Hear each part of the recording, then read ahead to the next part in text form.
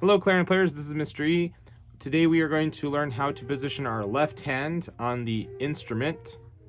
Right here we have our fully assembled mouthpiece, barrel, ligature, reed, and just our upper joint. A few parts of the instrument you need to be familiar with is the thumb hole. That thumb hole has to be covered for the majority of any note you play on the clarinet. The clarinet prefers for the entire thumb hole to be covered. If you only partially cover it, the clarinet doesn't like that. So you want to make sure that the entire hole is going to be covered. Next is the register key. The register key looks like this, and we use that as a guide to line up our reed. Our reed should be lined up with the register key and the thumb hole. Now we're ready to place our left thumb. Go ahead and hold the barrel in your right hand, then take your left thumb, and whenever we place our thumb on the thumb hole, we have to point it at about 1 o'clock. So if the register key was 12 o'clock, that's wrong. We want our thumb position to be thumb pointing at 1 o'clock. Notice how my just the tip of my thumb is touching the register key. I'll show you from an angle like this. Okay, so and the reason why we do that is because whenever we're playing fast music, if our thumb is positioned anywhere else, it's going to make things a little bit more complicated. So just the tip of my thumb is touching the register key. When we play clarinet, our thumb does only three things. We're either only pushing the thumb hole, so like right here, the big part of my thumb is touching the thumb hole. The second position is we are pushing down the thumb hole and the register key like this. So notice how that was just a little rock, and now my register key is open. So that's position 1, position 2. And the third position we only use very few times, and that's when we're only pushing the register key. And that's why we use the tip of our thumb, so that we can rock forward and our thumb hole is open. So again, here's position 1, where it's just thumb. We're angled at 1 o'clock. Position 2, we're adding the register key. And then position 3.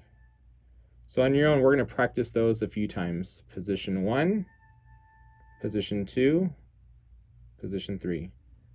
Position 1 is just the thumb. Position 2 is thumb with the register key, but still keep the thumb hole closed. Position 3 is just the register key.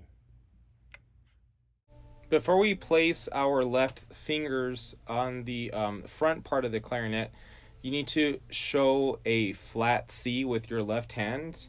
So move your left hand away from the clarinet and make the same shape that I'm making. My fingers are nice and curved, and it's kind of like a flat C, almost like you're eating a sandwich.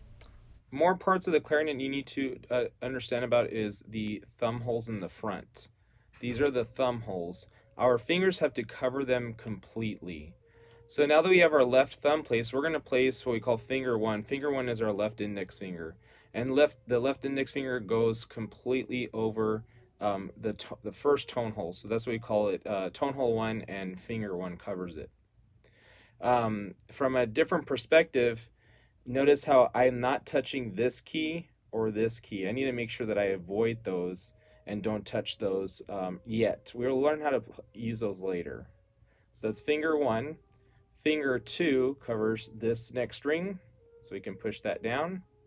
And finger 3 does not have a ring on it. It's just a tone hole, and we just cover it like that.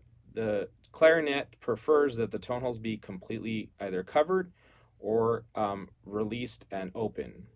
So from a different perspective, if I'm pushing the buttons down, it should look like this. I have my thumb back here, finger 1, finger 2, finger 3.